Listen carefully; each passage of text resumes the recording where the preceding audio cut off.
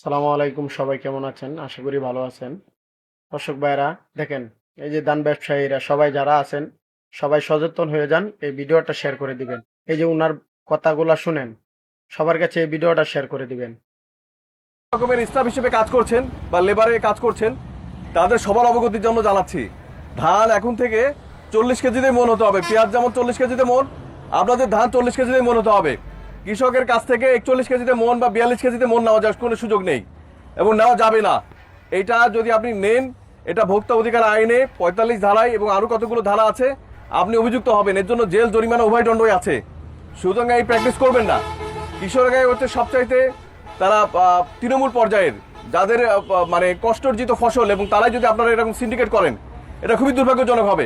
এটা করার কোনো সুযোগ নেই।